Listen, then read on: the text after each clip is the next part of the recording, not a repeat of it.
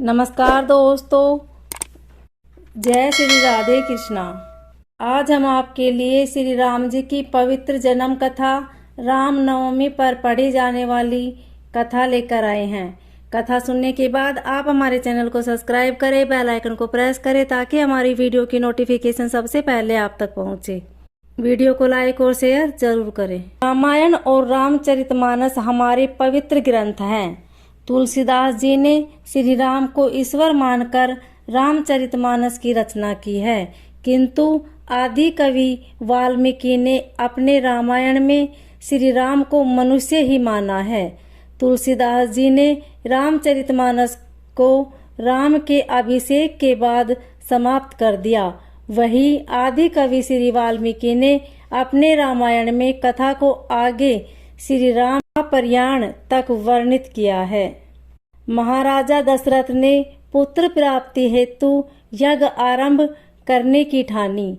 महाराज की आज्ञा अनुसार सायकर्ण घोड़ा चतुरंगिनी सेना के साथ छुड़वा दिया गया। महाराज दशरथ ने समस्त मनस्वी, तपस्वी, विद्वान, ऋषि मुनियों तथा वैदिक प्रकांड पंडितों को यज्ञ संपन्न करने के लिए भेज दिया। निश्चित समय आने पर समस्त अभ्यागतों के साथ महाराज दशरथ अपने गुरु वशिष्ठ जी तथा अपने परम मित्र अंग देश के अधिपति लोभपाद के जामाता रिंग ऋषि को लेकर यज्ञ मंडप में पधारे। इस प्रकार महान यज्ञ का विधिवत शुभारंभ किया गया। संपूर्ण वातावरण वेदों के उच्च स्वर में पाठ से गूंजने तथा समिधा की सुगंध से महकने लगा। समस्त पंडितों, ब्राह्मणों, ऋषियों आदि को यथोचित धन धान्य गो आदि भेंट करके सादर विदा करने के साथ यज्ञ की समाप्ति हुई।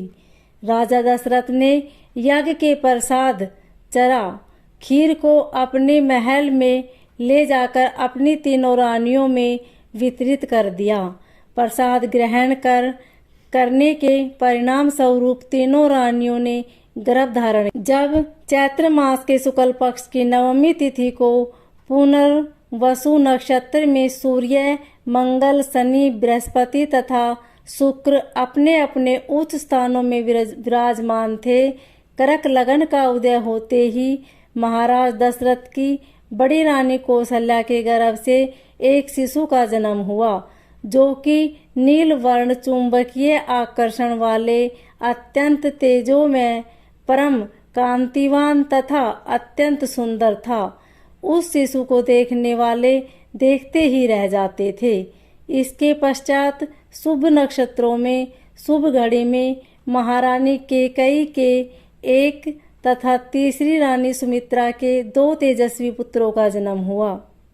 संपूर्ण राज्य मनाया जाने लगा।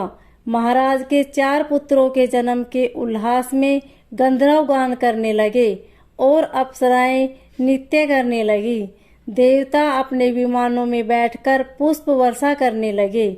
महाराज ने उन्मुक्त हस्त से राजद्वार पर आए भाट, चारण तथा आशीर्वाद देने वाले ब्राह्मणों और याचकों को दान दक्षिणा दी। पुरस्कार में प्रजाजनों ने धन धान्य तथा दरबारियों को रत्न आभूषण प्रदान किए गए। चारों पुत्रों का नामकरण संस्कार महर्षि वशिष्ठ के द्वारा किया गया तथा उनके नाम रामचंद्र, भरत, लक्ष्मण और शत्रुघ्न रखे गए। आयु बढ़ने के साथ ही साथ रामचंद्र गुणों में भी अपने भाइयों से आगे बढ़ने तथा प्रजा में अत्यंत लोकप्रिय होने लगे।